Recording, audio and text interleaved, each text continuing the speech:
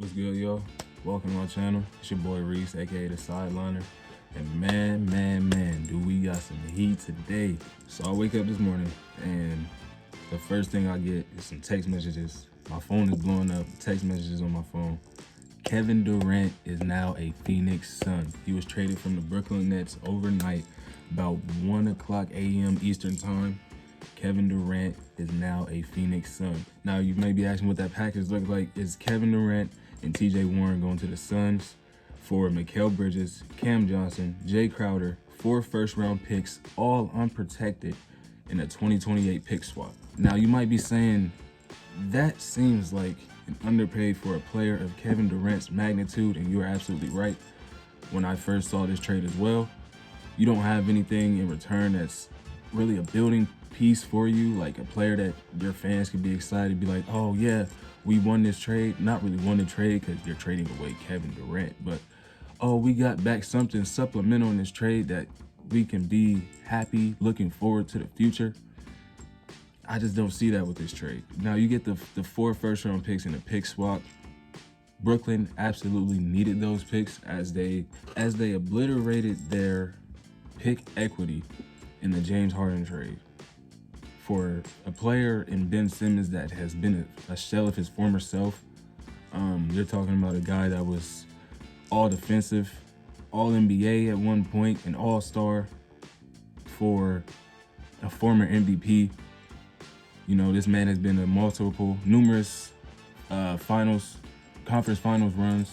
He's led a team on his own without other superstars, and you trade him to a team with another superstar. It's just a lot going on in that one. Now, for the Brooklyn Nets, what this means for them moving forward, they have to figure out what to do with Cam Thomas. As you know, he just had 3 back-to-back games of 40-plus points.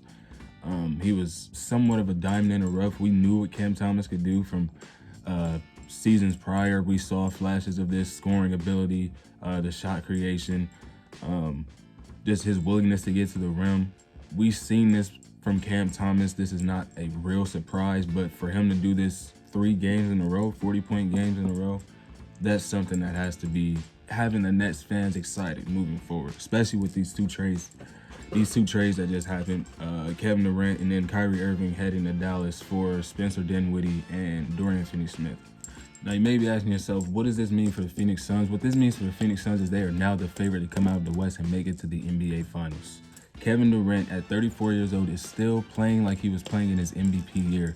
He's having the most efficient season that he's had since about 2017. He's putting up nearly 30 points a game, and he's not looking like he's slowing down. There were rumors that the Phoenix Suns were linked to Kevin Durant since last summer this past summer when he requested a trade. It didn't go through because the asking price was too high. They wanted Devin Booker, they wanted DeAndre Ayton, and the Suns just weren't trying to give up those players. And when you look at what they got in this trade, obviously the Phoenix Suns come out of this a winner. You get Kevin Durant, a top 5 player in the league.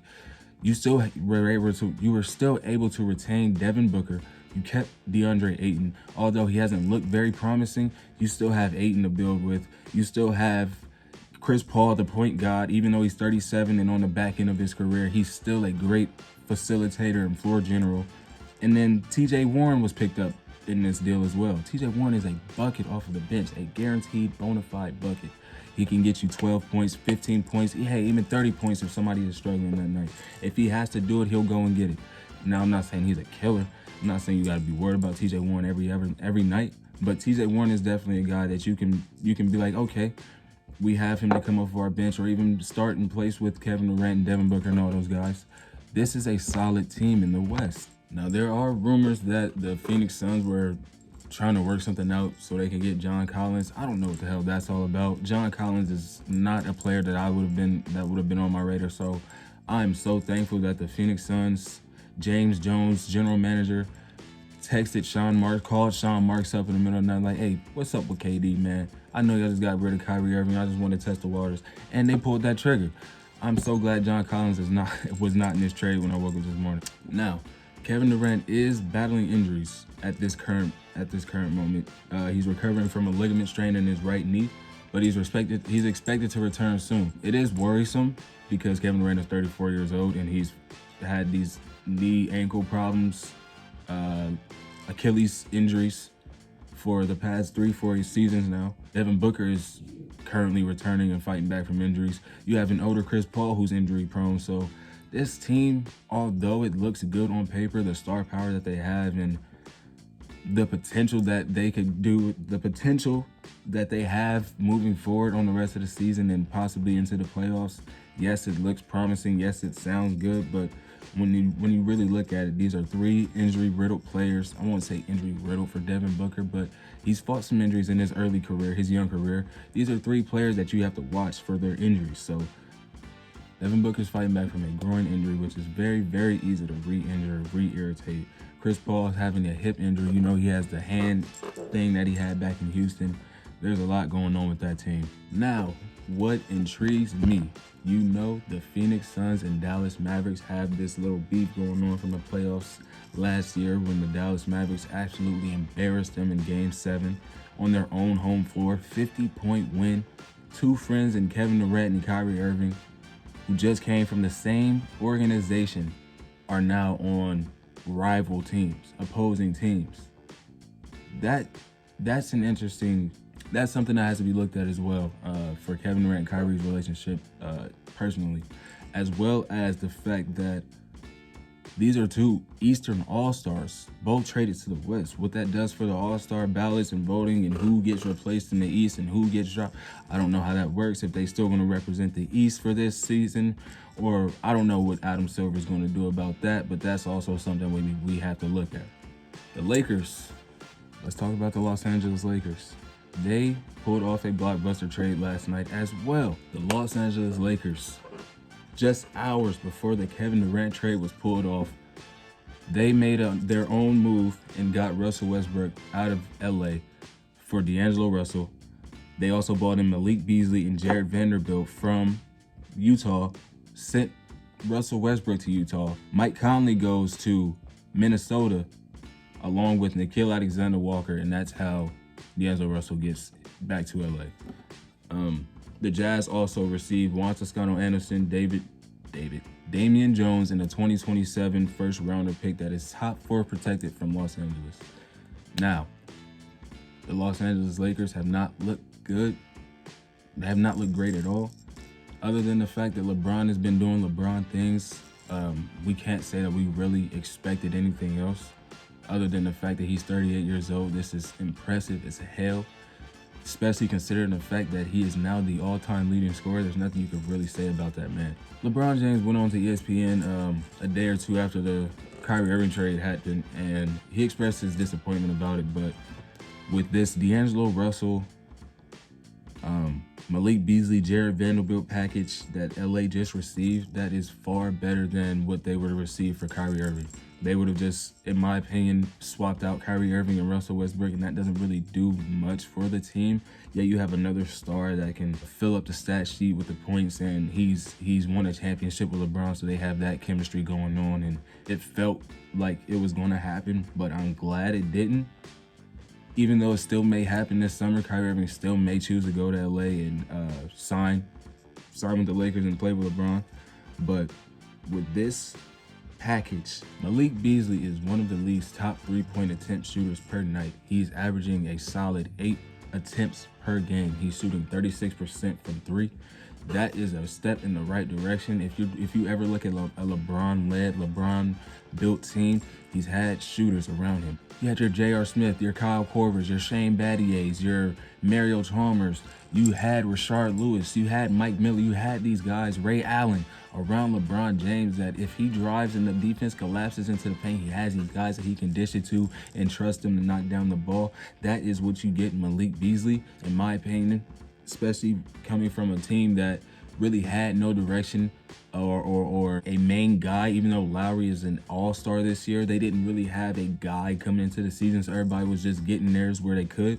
Malik Beasley was a solid player off of the bench for this team, and I feel like he can do the exact same thing, if not more, with the Lakers, seeing how he has Anthony Davis and LeBron alongside of him, and not a Larry Markkinen and a Jordan Clarkson and a Mike Conley. Not to throw shade on those guys, but when you have the attention when you garner the attention that LeBron James or an Anthony Davis does on the drive, and you're just standing in the corner waiting for a shot, as opposed to a Utah Jazz team, that is a much more open shot in my opinion, a much more consistent shot in my opinion, as we're going to see from Malik Beasley. The biggest acquisition of this trade, obviously in my opinion, is D'Angelo Russell. He's a guy that can come in and facilitate. He's averaging a solid 6 assists per game this year. He has shot the ball pretty well at a 39% clip on 7 attempts per game. He's shooting 85% from the free throw line. These are things that, sorry to say, I am a Russell Westbrook guy. If you know me, I was a fan of the OKC Thunder because of Russell Westbrook, Kevin Durant, and James Harden. So Russ is my guy. But I have to call a spade a spade. And Russell Westbrook is not a shooter. He's not a free throw guy. He's not going to knock you down the three-point shot consistently. So this is a step in the right direction for a team that is on the outside looking in. From the play-in, they're outside of the play-in looking in. The Lakers are 13th right now in the standing. This package brings you depth. This package brings you players that are not going to step on toes. This is D'Angelo Russell. He was in LA before. He's been in front of the bright lights. He knows what it's like to hoop in LA, the LA fans. He knows that magnitude of quote-unquote stardom. He played alongside of Kobe Bryant, so this isn't his first rodeo playing with a star of LeBron James and Anthony Davis' magnitude. He knows how to get in and get his. He just played with Karl Anthony Towns and D'Angelo Russell. He played with Karl Anthony Towns and Anthony Edwards, and he's still averaging 18 points a game this season. A quiet, under-the-radar season for D'Angelo Russell, who's averaging 18, 6, and 3 on 47% shooting. This is a solid pickup for the Los Angeles Lakers, who are trying to make a playoff push, who are trying to make an NBA Finals push.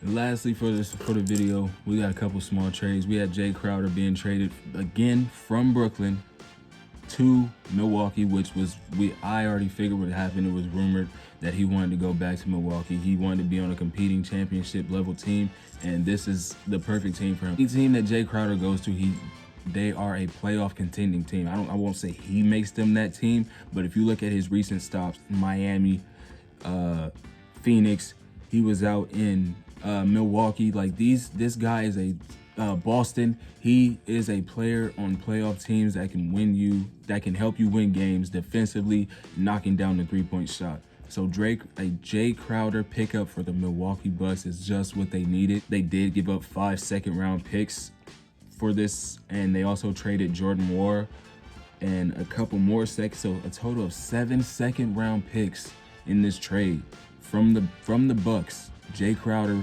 goes to the Bucks from the Suns. The Nets received 5 second-round picks, and the Pacers received Jordan Moore and 2 more second-round picks. So that is a hefty package for one guy in Jay Crowder. But the Bucks are a consistent playoff team as long as Giannis is healthy. You have that dog in Chris Middleton and that lockdown defender in Drew Holiday, and you also have your paint on lockdown with Brook Lopez. This team just got a lot deeper. Even though it was one player, Jay Crowder is a player that can come in and make your team better instantly. And last but not least, Cam Reddish is finally freed from the New York Knicks. Whatever was going on over there, Tom Thibodeau was not feeling Cam Reddish. Cam Reddish was not feeling Tom Thibodeau. Who knows? But Cam Reddish is a guy that should be getting consistent burn on an NBA team. He's not even 25 years old yet, and I still feel like I don't know who Cam Reddish is as a player. Yeah, we got all the hype from high school and his Duke days, but we have not seen Cam Reddish in the NBA. So I'm glad, most importantly, that he's on my Blazers, my Portland Trail Blazers. Yes, I'm a fan of 2 teams. The Portland Trail Blazers and the Thunder are my teams. But man, I'm excited to see what Cam Reddish could do. You know, Chauncey going to play his young guys. He's going to get Cam Reddish out there and give him that opportunity that we have not seen Cam Reddish have yet. And I'm just excited to see what the rest of the NBA season holds, man. But this was your boy Reese, aka the Sideliner, man. I'm out of here. I'll see y'all in the next one.